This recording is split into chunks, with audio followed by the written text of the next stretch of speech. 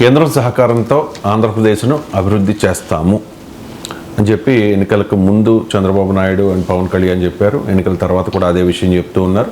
నిన్న విశాఖలో మోదీ పర్యటన సందర్భంగా కూడా మోదీ పాలనా తీరును, ఎన్డీఏ ప్రభుత్వ విధానాల్ని అండ్ ఆంధ్రప్రదేశ్ కోసం కేంద్రం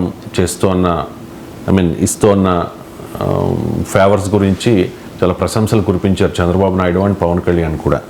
ఆంధ్ర అభివృద్ధికి భుజం కాస్తాను అంటూ మోదీ కూడా హామీ ఇచ్చారు. సార్, సమృద్ధ ఆధునిక ఆంధ్రప్రదేశ్ నిర్మాణానికి కట్టుబడి ఉన్నాము, స్వర్ణాంధ్ర 2047 సాకారానికి పూర్తి సహకారం ఉంటుంది అని కూడా మోదీ స్పష్టంగా చెప్పారు.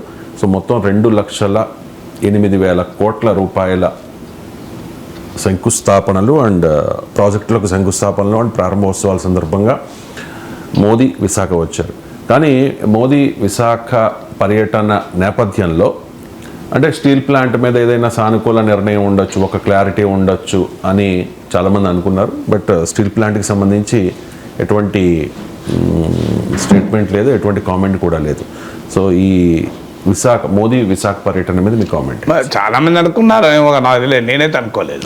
నేను ఖచ్చితంగా అనుకున్నాను మోడీ ఏం చెప్పలేదు, ఏం చెప్పడు అని చెప్పాలి అనుకున్నారు. సార్ అనుకున్నారు, చెప్పాలి అని అనుకున్నారు. ఫండమెంటల్ పాయింట్ ఏంటంటే ఆంధ్రప్రదేశ్ యొక్క దౌర్భాగ్యం బాధేస్తుంది. ఆంధ్రప్రదేశ్ రాజకీయ పార్టీలు, రాజకీయ నాయకులు ఏంటంటే వారికి మోడీతో ఉన్న రాజకీయ సంబంధాలను బట్టి ఆంధ్రప్రదేశ్కు దక్కింది దక్కలేదని చెప్తారు. ఫీల్డ్లో ఆంధ్రప్రదేశ్కి ఏం దక్కింతో సంబంధం లేదు. మీరు ఇది 2014 నుంచి చూస్తున్నాం ఇదే తతంగం. 2014లో టీడీపీ, జనసేన, బీజేపీ కలిసి అధికారంలోకి వచ్చింది. 2018 వరకు చంద్రబాబు నాయుడు మోడీని పొగుడుతూనే ఉన్నాడు. బ్రహ్మాండంగా సాయం చేస్తున్నారు, సహకారం చేస్తున్నారు. మోడీ సహకారంతో నవ్యాంధ్ర నిర్మాణం పూర్తవుతుంది. మోడీ వచ్చి అమరావతికి శంకుస్థాపన చేశాడు. అసలు మోడీ అద్భుతంగా సహకరిస్తున్నాడు. అసలు అరుణ్ జైట్లీకి ధన్యవాదాలు చెప్తూ అసెంబ్లీలో తీర్మానము. అసలు ప్రత్యేక హోదా కన్నా ప్రత్యేక ప్యాకేజీ బెటరు. ఎవరు చెప్పాడు ప్రత్యేక హోదా? ప్రత్యేక హోదా అని ఎవడనంటే వాడిని జైలు వేస్తా, అరెస్ట్ చేస్తాం, నిరసనలు ఏమైనా తెలిపితే ప్రత్యేక హోదాకి వాళ్ళ మీద నిర్బంధం. ఇదంతా జరిగింది. మన 2014 నుంచి 18 వరకు మోడీని పొగుడుతూ ఆంధ్రప్రదేశ్కి మోడీ చేస్తున్న దానికి ధన్యవాదాలు చెప్తూ తీర్మానాలు చేస్తూ జరిపారు. మీరు కావాలంటే పాతకెళ్ళి పేపర్లన్నీ చూడండి.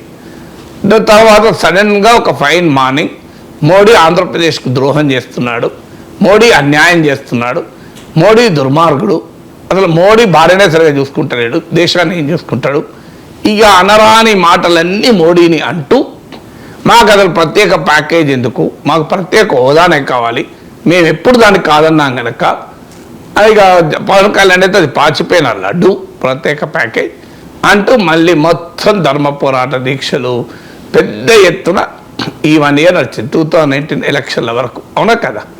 సో మొత్తం కంప్లీట్ మారింది. అప్పుడు బీజేపీ వాళ్ళు అన్నది అదే, అయ్యా చంద్రబాబు నాయుడు గారు మీరే 4 ఏళ్ళుగా చెప్తూ వచ్చారు కదా మోడీ చాలా బాగా సహకరిస్తున్నాడు, అరుణ్ జైట్లీకి ధన్యవాదాలు చెప్తూ అసెంబ్లీలో తీర్మానం చేశారు, మీరే ప్రత్యేక ప్యాకేజు హోదా కన్నా మంచిదన్నారు, మీరే తీసుకున్నారు, ఇచ్చినందుకు అసెంబ్లీలో తీర్మానం చేశారు, ఇప్పుడు మళ్ళీ ఇట్లా మాట్లాడితే ఎట్లా అని బీజేపీ వాళ్ళు అన్నారు. న్యాయమే కదా బీజేపీ వాళ్ళు అన్నది. కానీ చంద్రబాబు నాయుడే ఇవన్నీ మెచ్చుకున్నాడు కదా. కానీ వెంటనే టీడీపీ వాళ్ళు అనేది అంటే మా చంద్రబాబు నాయుడు మెచ్చుకున్నప్పుడు మీరు మెచ్చుకోండి, మా చంద్రబాబు నాయుడు తిట్టప్పుడు మీరు తిట్టండి, మీకు మధ్యలో మీ మెదడు ఎందుకు పెడుతున్నారు? మేము చంద్రబాబు నాయుడు గొప్పగా మోడీ చేస్తున్నాడు అనడంతోనే నాగేశ్వర్ కూడా గొప్పగా మోడీ చేస్తున్నాడని చెప్పాలి. లేదు మోడీ ద్రోహం చేస్తున్నాడంటే మోడీ ద్రోహం చేస్తున్నా మళ్ళీ మారాలి. అంటే వాళ్ళు ట్యూన్ మార్చినప్పుడల్లా మనం ట్యూన్ మార్చాలి, మనకు ఒక స్టాండ్ ఉండకూడదు. సో ఇక 2019 ఎన్నికలు వచ్చాయి. ఎన్నికల్లో చంద్రబాబు నాయుడు ఊహించిన దానికి భిన్నంగా మోడీ మళ్ళీ గెలిచాడు, ఇంకా మెజార్టీ ఎక్కువ గెలిచాడు. దాంతో 2019 రిజల్ట్స్ అయిన తర్వాత కంప్లీట్ కామ్. మీరు గమనించండి, ఒక్క మాట ప్రత్యేక హోదా గురించి లేదు, అసలు దేని గురించి 4 ఏళ్ళు ఏమీ లేదు.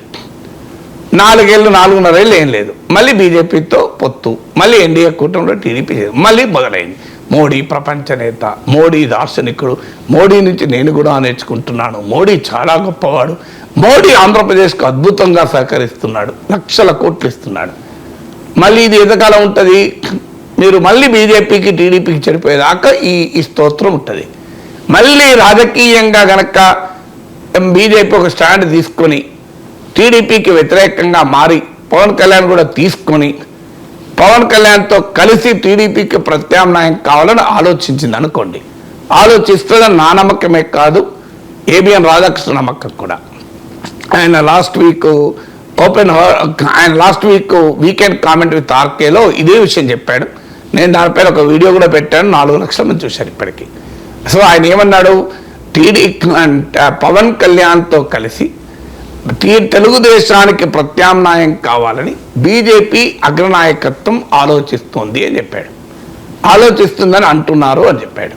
అంటే రేపు ఇది ఎందుకు ఈ అనుమానం ఎవరు కలుగుతుందంటే, అలాగే ఏడీఎంకే, జేడీయూ, జేడీఎస్, పీడీపీ, శిరోమణి అకాలీదళ్ ఇలా చాలా పార్టీలతో బీజేపీ అలాగే వ్యవహరించింది కనుక అప్పుడు మళ్ళీ చంద్రబాబు నాయుడు మళ్ళీ బయటకు వచ్చి ఏమంటాడు, మోడీ ద్రోహం చేశాడు, మోడీని నమ్మినాం, తడిబట్టతో గొంతు కోశాడు, మేమేదో ఊహించాం, ఏదో ఆశించాం, మళ్ళీ మనమందరం వెంటనే మోడీ తిట్టాలి.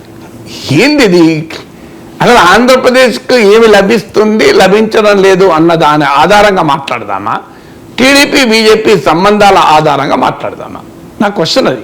ఇది మొదలు తేల్చుకుంటే మనం తర్వాత విశ్లేషించుకోవచ్చు. నేననేది ఏంటంటే, ఏ రాజకీయ పార్టీకి ఏ రాజకీయ పార్టీతో సంబంధం ఉంది పక్క పెడదాం. కాంక్రీట్గా ఆంధ్రప్రదేశ్కు లాభం జరిగితే ఆహ్వానించుదాం, నష్టం జరిగితే ప్రశ్నిద్దాం. కానీ టీడీపీ బీజేపీకి సంబంధాలు బాగుంటే ఆంధ్రప్రదేశ్ను బాగా వస్తుంది అని చెప్పడం, మళ్ళీ టీడీపీ బీజేపీ సంబంధాలు దెబ్బతింటే మళ్ళీ వెంటనే ఆంధ్రప్రదేశ్కి ఏమీ జరగలేదు అనడం. అంటే మన చంద్రబాబు నాయుడు ఏమన్నాడో చూసి మనం కూడా అనాలి. అందాక మనం ఏం అనకూడదు. యాదవ్నో చంద్రబాబు నాయుడు మోడీ చాలా గొప్పవాడు, ఆంధ్రప్రదేశ్కి అద్భుతంగా చేస్తున్నాను అని మనం కూడా అది అందాం. అనకపోతే ఈయన జగన్ పేటీఎం, జగన్ పెంపుడు జంతువు ఇది మొదలవుతుంది. అసలు విషయం జగన్ కూడా మోడీతోనే ఉన్నాడు. మరి జగన్ ఎక్కడ వేరే చోట లేడు. చంద్రబాబు పవనే కాదు, జగన్ కూడా మోడీతోనే ఉన్నాడు. ఆంధ్రప్రదేశ్ విషయంలో 4 ఒక్కటే దగ్గర ఉన్నారు, మోడీ, చంద్రబాబు, పవన్, జగన్. టీం ఇదే కదా. టీం ఏమైనా తేడా ఉందా నాకు చెప్పండి. ఈ టీంలో లేనిది కాంగ్రెస్ పార్టీ, కమ్యూనిస్ట్ పార్టీలు. ఈ టీం అంతా ఒకటే కదా. మీకు కావాలంటే అవిశ్వాస తీర్మానం పైన పార్లమెంట్లో మోడీ ప్రభుత్వం పైన అవిశ్వాస తీర్మానం పెడితే ఈ 4 పార్టీలు ఒకటే రకం. అప్పటికంటే జనసేనకి పార్లమెంట్లో లేరు, ఒకటే ఓటేశారా లేదా? బీజేపీ, టీడీపీ, వైసీపీ ఒకే రకం ఓటేశారా లేదా? ఢిల్లీ ప్రభుత్వ అధికారాలకు కళ్ళం వేస్తూ అన్యాయమైన చట్టం చేస్తే కలిసే ఓటేశారా లేదా? అన్ని విషయాలు వీళ్ళు ముగ్గురు టీం ఒకటే. Modi, Chandrababu, Jagan, Pawan, this is one team. ఇది నిజంగా పొలిటికల్గా నాకు చెప్పండి. పార్లమెంట్లో జరిగిన ఓటింగ్ను ముందు పెట్టుకొని నేను చెప్తున్నా, కాదని ఎవరైనా చెప్పమనండి. మీరంతా ఒకటే టీం ఉంది, మమ్మల్ని మళ్ళీ విమర్శిస్తే ఎట్లా? మీరంతా ఒకటే టీం, అంతా మోడీ టీమే కదా. మోడీ టీంలో చంద్రబాబు ఉన్నాడు, మోడీ టీంలో జగన్ ఉన్నాడు, మోడీ టీంలో పవన్ ఉన్నాడు. నేనేమనేది అంటే, మీ రాజకీయ అవసరాలను బట్టి ఆంధ్రప్రదేశ్ పట్ల మా వైఖరి ఎందుకు మారుతుంది? మాకు ఆంధ్రప్రదేశ్ ప్రజలకు ఏం జరిగిందన్నది మాకు కీలకం. మాకేం కావాలి? విశాఖ స్టీల్ ప్లాంట్ ప్రైవేటీకరించము. ఇది కూడా ఎవరు చెప్పారు? చంద్రబాబు నాయుడు ఇచ్చిన ప్రామిస్, పవన్ కళ్యాణ్ ఇచ్చిన ప్రామిస్. పవన్ కళ్యాణ్ విశాఖ కార్మికుల పోరాటంలో భాగమై ఇచ్చిన ప్రామిస్. దాన్ని నిలబెట్టుకు మోడీతో అనిపించండి అంటున్నాం మేము. ఏమంటున్నాం? మీరు 2024 ఎన్నికలకు ముందు మీరు కావాలంటే యూట్యూబ్లో కొట్టండి. చంద్రబాబు నాయుడు ఏమన్నాడు? విశాఖ స్టీల్ ప్లాంట్ ఆంధ్రుల ఎమోషన్, ఆంధ్రుల హక్కు అన్నాడా లేదా? విశాఖ స్టీల్ కాపాడు తీరుతామన్నాడు. కానీ చంద్రబాబు నాయుడు విశాఖ స్టీల్ నుంచి మాట్లాడుతున్నాడా? మోడీ సమక్షంలో మిట్టల్ స్టీల్ నుంచి మాట్లాడుతున్నాడు. ఇప్పుడు మీకు ఎందుకు మరి ఈ విశాఖ నుంచి ఎందుకు మాట్లాడతలేరు? ఇప్పుడు మోడీ మీటింగ్ ఈ మధ్య వర్చువల్లో తెలంగాణలో కూడా జరిగింది, చెల్లపల్లి రైల్వే స్టేషన్. రేవంత్ రెడ్డి ఏం మాట్లాడాడు? మాకు రీజనల్ రింగ్ రోడ్డు సహకరించండి, దానివల్ల తెలంగాణ ఇండస్ట్రియలైజ్ అవుతుంది అన్నాడా లేదా? మరి మీరు ఎందుకు అడగరు? మరి ఇప్పుడు తెలంగాణ ముఖ్యమంత్రి మాకు రీజనల్ రింగ్ రోడ్ కావాలి అని అడుగుతున్నాడు. మీరు మాకు విశాఖ స్టీల్ ప్లాంట్ కాపాడాలని మీరు ఎందుకు అడగరు మోడీని? మోడీ సమక్షంలో అడిగారు రేవంత్ రెడ్డి. అదే చెల్లపల్లి రైల్వే స్టేషన్ ప్రారంభ సభలో మోడీ సమక్షంలో మాకు కావాలి అన్నాడు. మరి అది మా తెలంగాణ ముఖ్యమంత్రి ఇంత ఓపెన్గా అడుగుతున్నాడు, ఆంధ్రప్రదేశ్ ముఖ్యమంత్రి ఎందుకు అడగడు? మిట్టల్ స్టీల్ నుంచి మాట్లాడి విశాఖ స్టీల్ నుంచి ఎందుకు అడగడు? అడగటానికి కూడా భయం ఎందుకు అంటున్నాను. అడగని అమ్మాయిని అన్నం పెట్టదు కదా. మోడీజీ మా విశాఖ స్టీల్ మీరు సేవ్ కరియే అని ఒక్క మాట చెప్పచ్చు కదా. విశాఖ స్టీల్కు మైన్స్ ఇవ్వండి అని ఒక్క మాట అడగచ్చు కదా. మరి మన తెలంగాణ ముఖ్యమంత్రి అడిగినప్పుడు ఆంధ్రప్రదేశ్ ముఖ్యమంత్రి అడగడానికి ఇబ్బంది ఏంటి? మీకు విశాఖ విజయవాడ మెట్రోలకు సహకరించండి, ఆ బెంగళూరు मेट्रो को दिए पैसे, आप कोची मेट्रो को दिए पैसे, हमारा विजयवाड़ा और వైజాగ్ मेट्रो को भी पैसे दीजिए అని అడగడానికి అభ్యంతరం ఏంటి మనకు? మరి తెలంగాణలో కాంగ్రెస్ ప్రభుత్వం ఉండి కూడా బీజేపీ ప్రధాని రీజనల్ రింగ్ రోడ్ గురించి అడగలేదా డబ్బులు? ఎందుకు అడగరు మీరు? కడప స్టీల్ ప్లాంట్ గురించి అడగండి, ఎందుకు అడగరు? గట్టిగా అడగండి. అడగడం అంటే ఏదో మాట కాదు, గట్టిగా అడగండి. కడప స్టీల్ ప్లాంట్ గురించి అడగండి. మీరు అమరావతికి ఒక 50,000 కోట్ల రూపాయల గ్రాంట్ ఇవ్వమని అడగండి 5 ఏళ్ల పాటు. మనం 10,000 ఏడాదికి 10,000 చెప్పిన గ్రాంట్ ఇవ్వరు, అప్పులు ఇప్పించడం కాదు. అప్పుడు మీరు ఇప్పించేది ఏముంది? మేమే కట్టుకోవాలి కదా. ఇది అన్నారు. ఆంధ్రప్రదేశ్ ప్రజలు కోరుకుంటే రాష్ట్రాన్ని విభజించారా మీరు? ఆంధ్రప్రదేశ్ ప్రజలు వద్దంటున్నా కూడా మీరు కాంగ్రెస్ పార్టీ కలిసి కదా రాష్ట్రాన్ని విభజించింది.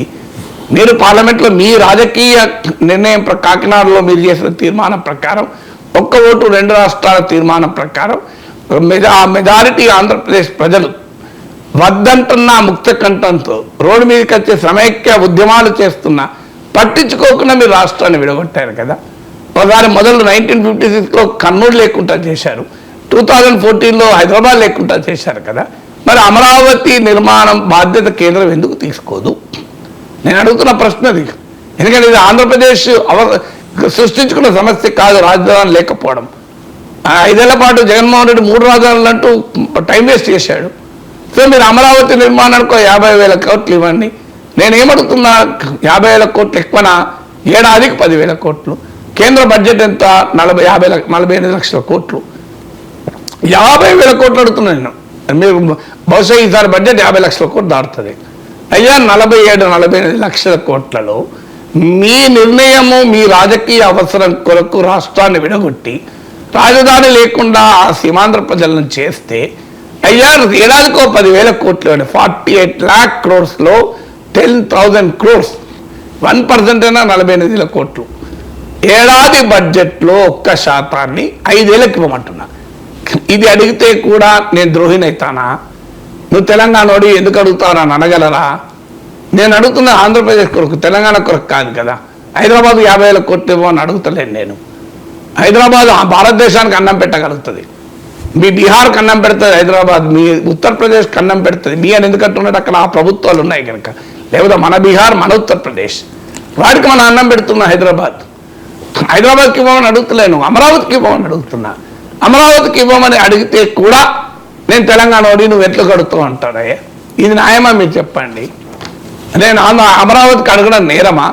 అమరావతికి అడగడం ద్రోహమా? అమరావతికి ఒక 50,000 కోట్లు అడిగే ధైర్యం మీకు లేకపోతే మేము కూడా నోరు మూసుకోవాలా? మేము కూడా మాట్లాడుకుంటూ ఉండాలా? ఎందుకంటే టీడీపీ జగన్ అడిగాడు, చంద్రబాబు అడిగాడు. జగన్ అడుగుతాడా? ఇప్పుడు మోడీ వచ్చిన సందర్భంగా జగన్ ఒక్కసారి నోరెత్తి అసలు మీరు విశాఖ స్టీల్ సంగతి తేల్చండి అని అడిగాడు ఎక్కడన్నా? మీరు గమనించారు, విజయసాయి రెడ్డి విశాఖ రోజు విశాఖలో ఉంటాడు కదా, అడిగాడా? మరి ఎందుకు అడుగుతలేరు? వీళ్ళు ఎందుకు ధైర్యం చెప్తలేరు?